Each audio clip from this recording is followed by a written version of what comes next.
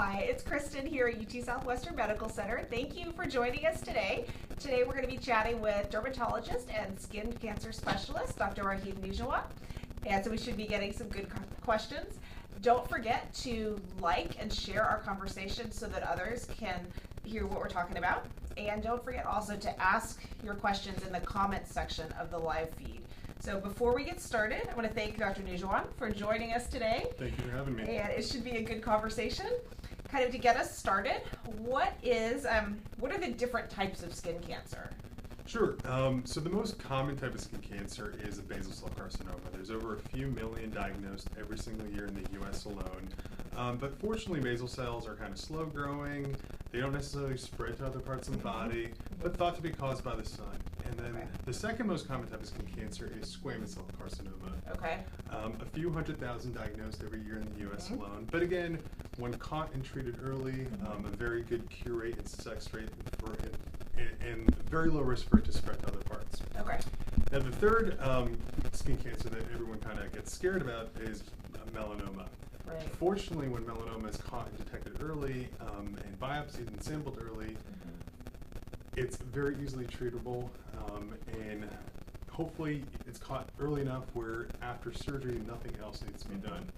That being said, there's a lot more therapies going on if it is fairly advanced to kind of target more metastatic disease potentially as well. Okay, all right. So with those three types of skin cancer, what should people be looking for? I mean, when should they call you or another dermatologist? Sure. So basal cells and squamous cells, those can kind of present as a sore that doesn't heal fully. For example, it's a tiny little scab that maybe goes away, but it reappears in the same spot a few weeks later. It's kind of this spot that doesn't ever fully heal. That's kind of an early sign for a basal cell or a squamous cell potentially. Regarding a melanoma, it's what we would consider the ABCDEs of melanoma. Okay. We're looking for moles that may be asymmetrical. One half doesn't match the other half of the mole. Okay. The border is kind of irregular. That's their B. Color means multiple colors, kind of dark, grayish or bluish or black colors. Diameter greater than 6 millimeters, which is kind of the diameter greater than a pencil head.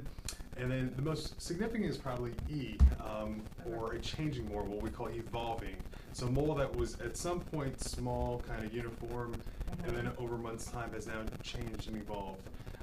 And then patients who have a family history of skin cancer have a slightly higher risk as well, so they may be a little bit more conscientious of sun protection and kind of taking a look at their moles as well. Okay, that brings up an interesting question that came through before the chat. Somebody was asking about, is there a genetic component to skin cancer? There can be. When we think about skin cancer, it's very much multifactorial. Sun exposure, sunburns as a kid, how much they've been out in the sun throughout their lifetime as well. But then there's that genetic factor that can predispose certain patients to skin cancers as well. Okay. So let's see, we've got our first question in from Lori, and she says, full body skin check, is scalp and in between toes a routine part of the exam? She says she's fair skinned and blue eyes. Yeah, so when you see a dermatologist, they'll get you in a gown and literally inspect every part of your skin. This means in between your toes, this means throughout your scalp, combing through it, everywhere and anywhere you can imagine, there is a chance of getting skin cancer. So dermatologist's goal is to screen every inch of your skin. Okay, good question, Lori. Related to that, so are there parts of your body that are more prone to skin cancer? Absolutely. When we think about basal cells and squamous cells especially, it's usually in sun-exposed areas. So the head and neck area is a common location. Arms, hands are other common locations. But that being said, skin cancer can manifest anywhere on the body. So that's why, as dermatologists, we're kind of inspecting everywhere as well. So with that, is it more common in certain ages or genders? You will definitely see skin cancer in the aging population in 50s, 60s, and higher. So the incidence does increase with each decade. That being said, with the popularity of tanning beds and sunbathing and whatnot, we do see a lot of skin cancer in fairly young patients as well in their 20s, early 30s even. Wow. And not just kind of small ones, sometimes they can be pretty serious early on. So that's why we really advocate not using tanning beds and kind of advocating for sun protection whenever outdoors as well. Okay, so related to sun protection, what are some good ways people can protect themselves from the sun? Absolutely. The number one thing is really sun avoidance when it's possible. And what does that mean? It means if you're outside, seek shade whenever you can. Other ways are clothing can be very protective. Now a lot of the clothing, especially at sports stores, they have a UPF rating, which is an ultraviolet protection factor rating, and that limits the amount of ultraviolet rays that penetrate through the clothing to the skin. Gotcha. And other ways are, just avoiding kind of the most common hours where the sun protection and UV index is the greatest. Usually thought to be between 10 a.m. and 4 p.m. With Texas summers, it can be even a little bit later. But just kind of being mindful if you're going to go for a run, go kind of early in the morning or later in the evening. And just, wearing sunscreen as much as possible when outdoors as well. Okay, so we've got a question in from Sarah. She says, are people, let's see.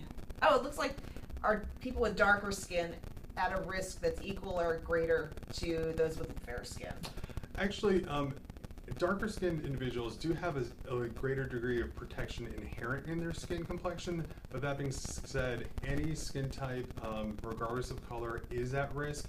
Fairer skinned populations are definitely at a greater risk because they're a little bit more sensitive to the sun, but anyone of any skin type can get skin cancer. Sometimes patients of color are more likely to get skin cancer in areas that you wouldn't necessarily suspect, like their toenails or feet or the bottom of their feet, and so that's why, regardless of race or ethnicity or color, we are inspecting head to toe everyone. Okay. So we got another question in. This one is, after skin cancer is removed, can you continue to enjoy the outdoors? Absolutely. I mean, our goal is never to kind of make you indoors and kind of hermits by any means. Hermits. Yeah, but the most important thing is just being kind of protective and aware that you are at slightly high risk now that you've had one skin cancer of making a second one at some point in your life. So again, just those tips of seeking shade, sun protection, sun protective clothing, etc. That will definitely help minimize your risk for further sun damage. Gotcha. Okay, so now we're getting to one of the questions that we talked about earlier. Crystal is wondering, how is skin cancer treated? So there's a lot of different modalities for treatment. Probably the one modality that offers the highest cure rate, especially in an area that's kind of cosmetically sensitive, is something called Mohs micrographic surgery. That's something that I kind of do every day. Mohs surgery is such a technique where we're able to remove the skin cancer with the smallest margin possible and check 100% of the margins. It's the only type of cancer surgery that's inspecting 100% of the margin to make sure it's clear. And if there's any portion that's left behind, while you wait, we're checking in the lab. It takes about an hour and a half to 2 hours to check, and we're able to pinpoint exactly where we need to go back to remove the remaining skin cells. So it's a very specialized technique. And then we also are able to do the reconstruction in our outpatient setting with you awake under local anesthesia. So that's probably the highest cure rate for a lot of time for skin cancers on the head and neck. There's other modalities. We can sometimes destroy them, what we call scrape and burn, or an electrodesiccation and curettage. And then sometimes a basic excision where we just cut it out of the back or trunk area and put some stitches in. And that gets sent to the main lab. So there's a lot of different modalities, but the most important is if it's caught early, very easily treatable. Okay, so when you say when it's caught early, how early is early enough? So it all depends on, if you notice a new spot, the earlier it's biopsied and the earlier we get a diagnosis, we're able to then get a staging, essentially, of that lesion, of that tumor, and that's how we'll know if it's early enough in a sense. But seeing your dermatologist so they can take a look at things. And the only way for us to know it's skin cancer is through a biopsy, which is a quick 5-minute in-office procedure where we sample that spot and check it in the lab. Okay, so it's different for every person. Exactly. Okay, so and different for every type of skin cancer as well. Okay, that's a good point. We've got a couple questions in. Let's see, Valerie. So Valerie says, I'm in my mid-30s with very fair skin, blue eyes, and reddish hair. How often should I get a mole check? It's a good question, Valerie. So You know, it depends on how much sun exposure you've had, if you've had tanning bed use in the past, but I think it's always good to see a dermatologist to get a baseline skin exam, and that dermatologist will guide you how often to see you. Every skin type is kind of different. Sometimes it's every 6 months, sometimes it's once a year is ample. Sometimes when you don't have a lot of sun damage, every 2 years may be fine when you're kind of in your 20s and 30s. So it really depends on how you are, your skin type, and kind of your sun history. Okay. All right. Looks like we've got a comment from a Doug Aldridge. He says, recently, 2.5 years ago, I had a heart transplant and Dr. Drasner referred me to Dr. Nijhawan. Together, we have treated most of my skin cancers and cannot say enough great things about the doctor. So, way to go. Thank you very much. All right, let's see. So we're going to keep going on with the questions. So you were talking about, you mentioned Mohs surgery earlier. What kind of procedure is that? Is that a day procedure where people go in and then they go home? Yeah, pretty much. You come in, have your normal breakfast, have your coffee, and we literally numb it up with local anesthesia, so you're awake the whole time, you're chatting with us and our whole team. We sample that spot, and while you wait in the waiting area, again, can have snacks and entertainment. We're checking it in the lab to make sure that we've removed it all, and if we need to go back, it's another step where we're removing the tiniest piece possible, and again, checking in the lab. And then once we know it's all clear, we stitch you up and send you on your way. So it is a day procedure, but it can last anywhere from 2 hours if it's clear in the first stage to 8 to 10 hours if it's something a little bit bigger than we had initially expected. It's all about the microscopic roots that we're trying to remove. Okay. All right. So I see a couple more questions come in. I want to take a moment just to thank everybody who's submitting questions. Please continue to do so. We've got a hard stop today, a little bit before 12, so we only have about 10 minutes left. So keep asking your questions in the comments. And let's see, we've got another one. This one comes in from Lori. She says, I lost a friend to melanoma. Has there been progress in treating it more effectively? I'm sorry to hear that. Fortunately, over the last few years, there have been breakthroughs in treating more advanced melanomas with immunotherapies and kind of combination modalities. And it's something that I personally wouldn't necessarily be treating, but we have a great medical oncology team here at UT Southwestern that would be able to kind of enroll patients in clinical trials and kind of give some of the newer therapies that weren't available 5 years ago. Okay. So what are some common issues that you're seeing in the clinic? Or is there any new trends that people need to be cautious about? I think, a big thing is we're seeing younger and younger patients a lot of times because of tanning bed history and just not really realizing the damaging effects of the sun when you're kind of in your teens and early 20s. You kind of think you're invincible. So that's probably a trend that I'm noticing more. Younger patients will kind of surprise me and come in. And they may not even had a great history, but it's just sometimes that one bad sunburn growing up, or 5 tanning bed sessions before prom that may have put them at higher risk. Yeah, okay. So a couple questions getting back to, where'd that one go? Let's see. So we've got a different one. It looks like the states with the highest rates of melanoma seem to be the cloudiest. Does that mean, and Texans, obviously Texas is not very cloudy, does that mean Texas does a pretty good job? Actually, Texas has a pretty high rate of melanoma. I think you can never predict from state because people move around also. So there's this thought of sunburns during your childhood predispose you and increase your risk for melanoma development. So you may have, and it's just one summer vacation down in Florida put you at risk. So it's very variable and again multifactorial. And so it's hard to say exactly the exact geographic trend, but we definitely see more skin cancer in more sunny areas for sure. Okay, that makes sense to me. Yeah.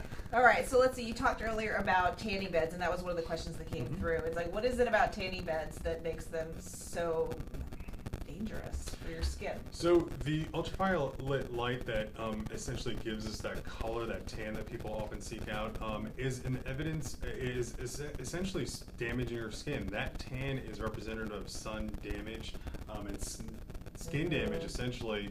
And the ultraviolet beds, they're not necessarily regulated. It's sometimes hard to know how much energy is really being delivered from those beds. Okay. And so it's just a combination of all those effects that kind of put you at risk. And I think now tanning beds are considered to be truly carcinogens, similar to cigarette smoking, because of the risk for skin cancer development from the tanning beds. Okay. So what are the ways people can prevent skin cancer? I know we touched on this earlier, but that's an important theme. Yeah, again, it's preventing skin cancer is, just avoiding the sun during the sunniest times. When you're outdoors, I think a lot of times we forget to reapply sunscreen. We put it on once in the morning and think we're good for the day, but then in Texas heat, when it's 110 degrees out, we're obviously sweating and potentially going to the pool. It does melt off, so you have to reapply it every 2 hours if you're outdoors. And then just little things like, a baseball cap won't cover the ears and the back of the neck, so wearing kind of a wide-brimmed hat is more protective. Just I think reapplying is probably the most thing that people forget. Okay, so they've said, let's see, actually we've had another question come in. Before we answer that one, I'd say, they've said that you need a shot glass full of sunscreen. What if you're like 6'5"? Do you need more than a shot glass? Most likely, yes. And it all depends on how much kind of skin is truly sun exposed. If you have more skin exposed, you're going to need more. So it's just kind of a good judgment. I think most people are probably putting like a teaspoon amount of sunscreen for their sun exposed bodies. So we kind of say you kind of need a shot glass to truly get the protection that the SPF offers. So just you got to put 4 to 5 times the amount you're probably only putting on currently. So we've got a question from Jonathan. He says, what are some good sunscreens you recommend? Now obviously we can't endorse any brands, but are there types of sunscreens? I think sunscreens are kind of like cologne. Everyone's got a personal preference. So the most important things are what's stated on the bottle. So we want something that is broad spectrum. Broad spectrum, it means it's covering both UVA as well as UVB light. The SPF on bottles only takes care of the UVB. There's no true labeling system for UVA protection, but if it says broad spectrum on the bottle, you can be certain that you're getting protection from both UVA and UVB. And other things that we look for are an SPF greater than 30. That's very important. At some point, 50, 80, they kind of do offer similar protection, but at least a 30. A 15, unfortunately, is not going to do enough, mostly because we're not putting enough on to get the true 15. So if you think you're putting on 15 and it's only a teaspoon, you're probably getting less than 5. So that's why I would say above 30. And the other third thing to look for on the bottles of sunscreen are water resistance. They come in 40 minutes and 80 minutes. Obviously 80 minutes may be better, but again, if you do go in the pool or if you're sweating a lot, you do have to reapply afterwards, including after heavy toweling too. So those are the 3 things you have to look for. Then they, some have a little more fragrance in them, so it's very personal in terms of what you prefer and what may not irritate your skin. Gotcha. Is there any value to those? I saw 100 SPF recently. Is that completely just not, is that not going to work? 100's great, there's nothing wrong with it, but there's a misconception that 100 is that much greater than 30, and it's probably only a little bit greater than 30. Okay, so if you stick with 30, as long as it's above 30, you're good. Okay, that's a really good point. I was really surprised when I saw 100.